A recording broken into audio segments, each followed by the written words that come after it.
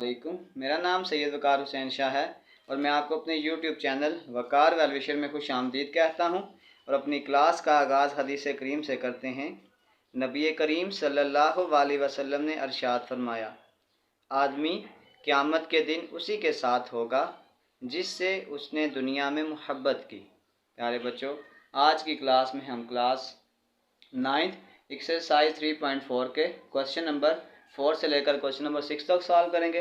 तो वीडियो को शुरू करने से पहले हमें कमेंट सेक्शन में लाजमी बताएं कि आप हमारी वीडियो कहाँ से देख रहे हैं और आप किस स्कूल में पढ़ते हैं।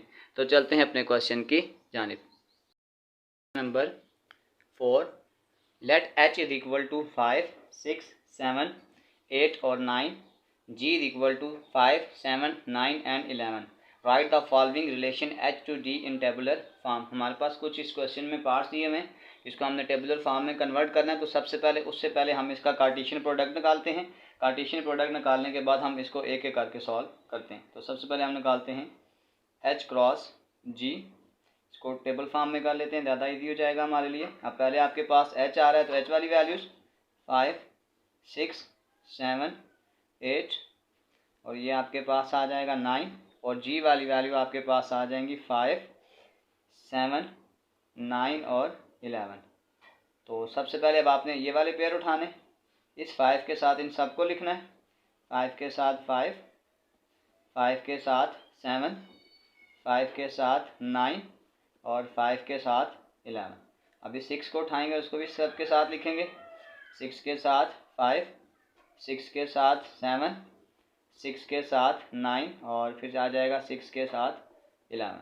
फिर 7 के साथ 5, 7 के साथ 7, 7 के साथ 9 और फिर ये आ जाएगा 7 के साथ 11। फिर आपके पास आ जाएगा 8 के साथ 5, 8 के साथ 7, 8 के साथ 9 और फिर ये आ जाएगा 8 के साथ 11। फिर आपके पास ये आ जाएगा 9 के साथ 5, 9 के साथ 7, 9 के साथ 9 और ये आ जाएगा 9 के साथ 11। ये हमने इसका कार्टेशियन प्रोडक्ट फाइंड आउट कर लिया है। अब हम चलते हैं 1 बाय 1 अपनी कंडीशंस की तरफ। केस आपके पास इस इक्वल टू का है। इस इक्वल टू से ये मुराद होगा कि आपके पास इसमें जो इक्वल वैल्यू हैं, जैसे हमारे पास अगर कोई भी पॉइंट हो तो हम कहते हैं पहला पॉइंट एक्स में है और दूसरा पॉइंट वाई में, अगर हम उसको ऑर्डर्ड पेयर करें तो इसका मतलब है इसमें जो इक्वल वाले पेयर हैं हमने वो उठाना है। इसका नाम रख लेते हैं R1 और जैसे ये आपके पास आ जाएगा 5, 5, 7, 7, फिर ये आपके पास आ जाएगा 9, 9। तो ये आपके पास इक्वल पेयर में आ जाएंगे 5, 5, 7, 7 और फिर ये आपके पास आ जाएगा 9 और 9। ये हमारे पास इसमें पहला क्वेश्चन सॉल्व हो गया। अब हम चलते हैं इसके सेकंड पार्ट की जानिब। सेकंड पार्ट आपके पास है इज़ लेस देन। इसको अगर हम R2 का नाम दे दें, इज़ लेस देन से ये मुराद हो जाएगा। अब इसमें आपने यूँ करना है, जैसे पहली वैल्यू x की है तो x वाली वैल्यू छोटी होनी चाहिए और y वाली वैल्यू बड़ी होनी चाहिए। तो हमने इस तरह के पेयर लिखने हैं। जैसे ये देखें आपके पास 5, 5 नहीं 6, 5, जैसे इसको यहाँ से देख लेते हैं। जैसे ये 5 और 7 है, अब 5 छोटा है और 7 बड़ा है। 5, 9, 5, 11 फिर ये आपके पास आ जाएगा 6, 7, 6, 9 और 6, 11, इसमें 7 बड़ा है। फिर ये आ जाएगा 7, 9 और 7, 11। फिर आपके पास नेक्स्ट कंसेप्ट अगर यहाँ से देखें तो ये आ जाएगा 8, 9 फिर ये आ जाएगा 8, 11 और फिर ये आपके पास आ जाएगा 9 और 11। तो बस ये वाले सारे पेयर उठा के हम लिख देते हैं। ये आ जाएगा 5 के साथ 7, 5 के साथ 9 और फिर ये आ जाएगा 5 के साथ 11। फिर ये आ जाएगा 6 के साथ 7, 6 के साथ 9, 6 के साथ 11। फिर ये आपके पास आ जाएगा 7 के साथ 9, 7 के साथ 11, 8 के साथ 9, 8 के साथ 11 और फिर ये आ जाएगा 9 के साथ 11। ये आपके पास सेकंड पार्ट सॉल्व हो गया। चलते हैं थर्ड पार्ट की जानिब। आपके पास है इज़ ग्रेटर देन का केस है। इससे मुराद ये हो जाएगा कि अब आपके पास पहली वाली वैल्यू जैसे ये 3 है और ये 2 है, यानी जो पहली वैल्यू वो बड़ी होनी चाहिए और दूसरी वाली वैल्यू आपके पास छोटी होनी चाहिए। तो अगर हम इसको अब तरतीब से देखें तो ये तो सारी पहली वाली वैल्यू छोटी है, यहाँ आ जाएगा 6 5, फिर ये आपके पास आ जाएगा 7 5, और फिर ये आपके पास आ जाएगा 8 5, फिर ये आ जाएगा 8 7, और फिर ये आपके पास आ जाएगा 9 5, और फिर ये आ जाएगा 9 7। तो अब इन तमाम पेयर्स को उठा के लिख लेते हैं। ये आ जाएगा 6 के साथ 5, फिर ये आ जाएगा 7 के साथ 5, फिर ये आ जाएगा 8 के साथ 5, 8 के साथ 7, 9 के साथ 5, और फिर ये आ जाएगा 9 के साथ 7। एक दफ़ा देख लें कि हर जगह पहली वाली वैल्यू बड़ी होनी चाहिए। तो ये हमारे पास तीसरा ऑप्शन था। चलते हैं फोर्थ पार्ट की जानिब। पार्ट नंबर 4 आपके पास अब ये केस है कि is 1 less than. Is 1 less than से मुराद ये हो जाएगा, जैसे आपके पास ये 2 है तो ये 3 होना चाहिए, यानी जो पहले वाला है वो एक कम होना चाहिए दूसरे वाले से। तो अब अगर मैं इसको लिखता हूँ जिसमें एक कम होना चाहिए, तो ये आपके पास आ जाएगा, ये देखें 6 और 7, ये 7 है और ये इससे कम हो जाएगा, और इसके बाद आ जाएगा 8 और 9, कि 9 में से एक निकालेंगे तो ये 8 आ जाएगा। तो इसका मतलब लास्ट में ये आपके पास पेयर आ जाएंगे 6 के साथ 7, और फिर ये एक आ जाएगा 8 के साथ 9। तो ये आपका आंसर है। 5 पार्ट। इज़ 1 ग्रेटर देन से इमराद ये है, जैसे आपके पास अगर ये 5 है तो ये 4 होना चाहिए, यानी 5 एक्स वाई का जो पेयर है उससे एक्स वाली वैल्यू एक ज़्यादा होनी चाहिए। इसका नाम अगर हम R5 रख लें तो ये आपके पास आ जाएगा।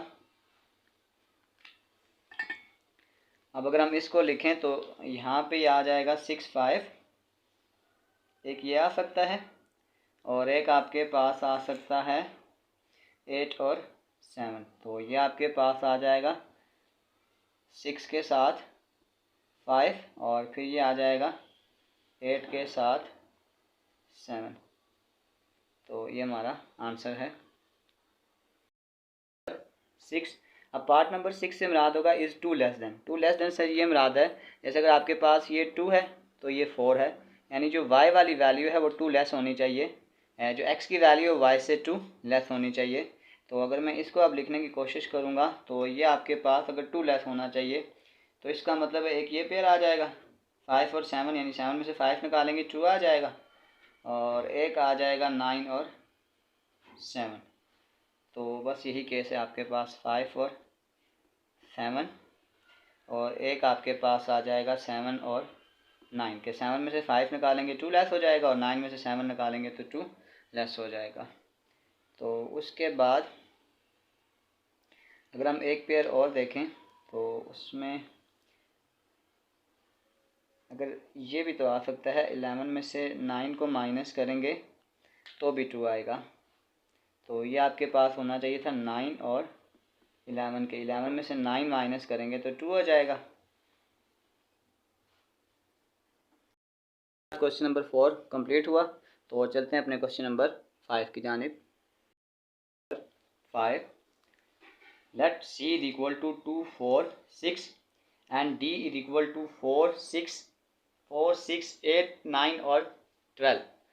और हमारे पास जो रिलेशन हमने बनाना है वो हमने यूँ बनाना है कि X Y such that X belongs to C, यानी जो पहला एलिमेंट होगा वो सी से बिलोंग करेगा और जो दूसरा एलिमेंट होगा वो डी से बिलोंग करेगा। और हमें कंडीशन ये दी जा रही है कि हमने लिखना ये कि x is a factor of Y.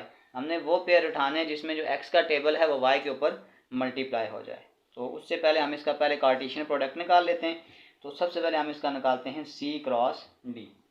सबसे पहले सी क्रॉस डी निकालने के लिए सी वाली एंट्रीज, सी की एंट्री आपके पास 2 4 और 6, और डी वाली एंट्रीज आपके पास आ जाएंगी 4 6 8 9 और 12 आ जाएगा। तो सबसे पहले इस 2 के साथ ये सारी वैल्यू लिखें, 2 के साथ 4, 2 के साथ 6, 2 के साथ 8, 2 के साथ 9, 2 के साथ 12। तो ये आपके पास आ जाएगा 4 के साथ 4, 4 के साथ 6, 4 के साथ 8, 4 के साथ 9, 4 के साथ 12। फिर ये आ जाएगा 6 के साथ 4, 6 के साथ 6, 6 के साथ 8, 6 के साथ 9 और ये आ जाएगा 6 के साथ 12। अभी हमने ये इसका कार्टेशियन प्रोडक्ट फाइंड आउट किया है। अब स्टेप बाय स्टेप हम चलते हैं। सबसे पहले पार्ट में देखें, आपके पास रिलेशन ये था कि हमने जो R1 निकालना था, यानी पार्ट नंबर 1, हमने इस R को यानी जो रिलेशन था इसको टेबुलर फॉर्म में बनाना है। R इन टेबुलर फॉर्म। और इसकी कंडीशन ये थी कि x is a factor of y, x is a factor of y से ये मुराद है जैसे ये 2 का टेबल है तो ये 4 पे जाता है, ये आपके पास आ जाएगा। 2 का टेबल 6 पे भी जाता है, 2 का टेबल 8 पे भी जाता है, 2 का टेबल 9 पे नहीं जाता है, इसको नहीं लिखेंगे, और 2 का टेबल 12 पे भी जाता है। फिर 4 का टेबल 4 पे भी जाता है, 4 का टेबल 6 पे नहीं जाता, 8 पे जाता है और 12 पे जाता है। फिर 6 का टेबल 6 पे जाता है और 6 का टेबल 12 पे जाता है। तो इन तमाम पेयर्स को उठा के हम टेबुलर फॉर्म में लिख देते हैं। इसको लिख देते हैं अब। तो ये आ जाएगा 2 के साथ 4, 2 के साथ 6, 2 के साथ 8, 2 के साथ 12, 4 के साथ 4, 4 के साथ 8, 4 के साथ 12, 6 के साथ 6 और ये आ जाएगा 6 के साथ 12। तो ये आपके पास आ गया है R इन टेबुलर फॉर्म। फिर सेकंड पार्ट में इसी क्वेश्चन में हमने इसकी डोमेन एंड रेंज भी फाइंड आउट करनी थी। तो डोमेन सिंपल से याद रख लें, जो आपके पास फर्स्ट एलिमेंट्स होते हैं वो सारे डोमेन में आते हैं। जैसे देखें 2, 2, 4 और 6 जो रिपीट हो रहे हैं हम उसको एक ही दफ़ा लिखेंगे। तो ये आपके पास आ जाएगा 2, 4 और ये आपके पास आ जाएगा 6। और अगर मैं इसी की रेंज लिखूं तो सेकंड एलिमेंट आपके पास रेंज होता है 4, 6, 8, 12। 4, 8, 12, 6, 12 जो रिपीट हो रहे हैं हम उसको एक दफ़ा लिखेंगे। तो ये आ जाएगा 4, 6, 8 और 12। ये हमारे पास पार्ट नंबर 2 हो गया। पार्ट नंबर 3 में हमारे पास यही कंसेप्ट है, लेकिन हमें ये कहा जा रहा है कि हमने सिंपल इसका आर इन्वर्स फाइंड आउट करना है। तो आर इन्वर्स फाइंड आउट करने का तरीकाकार ये है कि इसमें जो एग्जांपल मैं आपको बता देता हूँ कि अगर आपके पास आर ये है कि एक्स कामा वाई है, तो अगर हमने आर इन्वर्स करना होगा तो इन वाली पेयर्स की जगह को चेंज करेंगे, यानी ये वाली जो वैल्यूज़ हैं ये आपस में एक दूसरे के साथ चेंज कर देंगे तो वो आर इन्वर्स बन जाएगा। तो आपने सिंपल जैसे ये 2, 4 है तो हम इसकी पेयरिंग को चेंज कर देंगे, ये आ जाएगा 4 और 2, 4 और 2 आ जाएगा। ये 2, 6 था तो इसको हम लिखेंगे 6 और 2। ये 2, 8 था हम इसको लिखेंगे 8 और 2। फिर ये 2, 12 था हम लिखेंगे 12 और 2। फिर हम लिखेंगे 4 और 4। फिर हम लिखेंगे 8 और 4। फिर हम लिखेंगे 12 और ये 6, 6 और फिर ये आ जाएगा 12 और 6। तो ये आपके पास सिंपल हमने इसका आर इन्वर्स भी फाइंड आउट कर लिया। अब पार्ट नंबर 4 में हमने इसी क्वेश्चन को रिप्रेजेंट करना है आर बाय एरो डायग्राम के साथ। अब आर की जब हम एरो डायग्राम बनाएंगे तो सबसे पहले आर में आपने डोमेन लिखनी है। ये आपके पास आ जाएगा 2, 4 और 6। फिर बाद में हम रेंज लिखते हैं, वो आ जाएगा 4, 6, 8 और 12। तो सबसे पहले आपके पास 2 के साथ 4 है, फिर 2 के साथ 6 है, फिर 2 के साथ 8 है और फिर 2 के साथ 12 है। इसके बाद नेक्स्ट आपके पास 4 के साथ 4, 4 के साथ 4, 4 के साथ 8 और फिर आ जाएगा 4 के साथ 12। फिर नेक्स्ट आपके पास आ जाएगा 6 के साथ 6, ये आपके पास आ जाएगा 6 के साथ 6 और फिर ये आ जाएगा 6 के साथ 12। तो ये आपके पास कुछ इस तरीक़ेकार से हमारे पास डायग्राम बन जाएगी। एरो डायग्राम ये आर की है।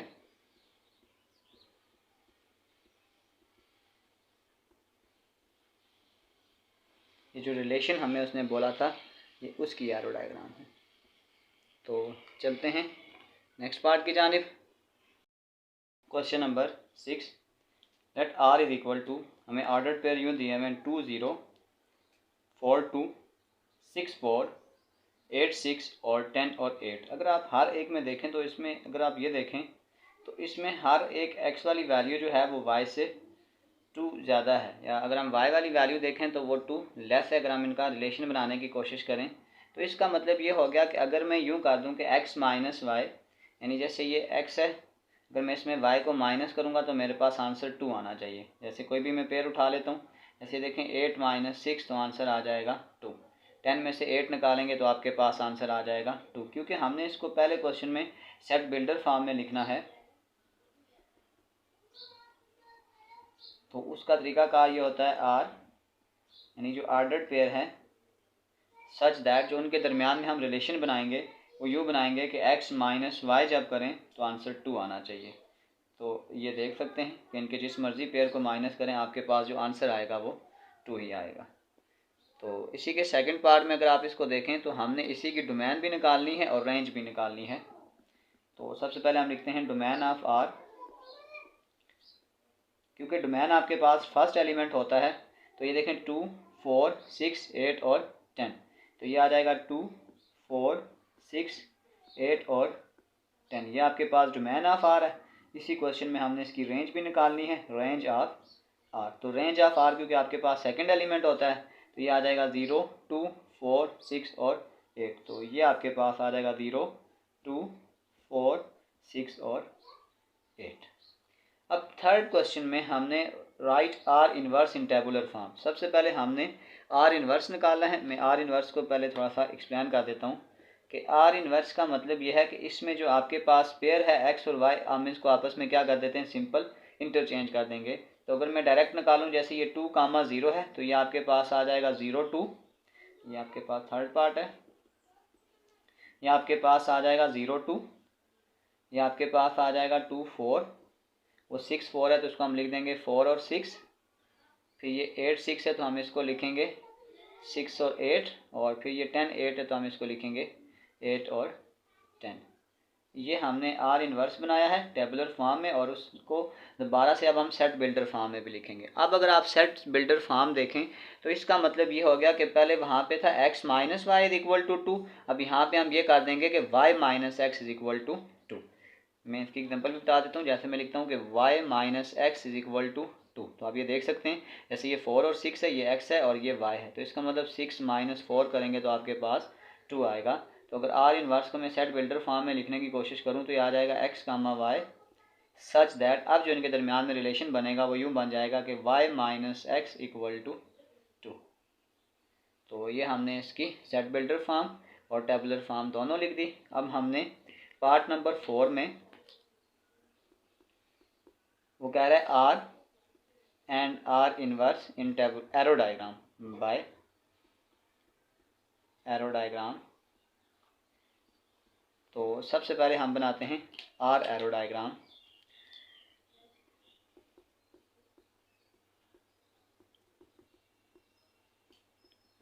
Arrow diagram of R. तो सबसे पहले अगर हम आर की एरो डायग्राम बनाएंगे तो सबसे पहले अगर मैं उसको वैल्यूज़ को लिखूं तो हमारे पास जो फर्स्ट एलिमेंट होता है वो हम पहले लिखेंगे। तो जैसे ये आपके पास अगर इसकी डोमेन में उठा लेते हैं 2 4 6 8 10, 2 4 6 8 और ये 10 आ जाएगा। और फिर आपके पास बाद वाले एलिमेंट देखें तो वो है 0 2 4 6 और 8। तो बस अब हम इसकी पेयरिंग अगर आप देखें 2 के साथ 0, 4 के साथ 2, 6 के साथ 4, फिर ये आ जाएगा 8 के साथ 6 और ये आ जाएगा 10 के साथ 8। तो ये आपके पास एरो डायग्राम थी आर की। अब दोबारा से हम बनाएंगे arrow diagram of are inverse.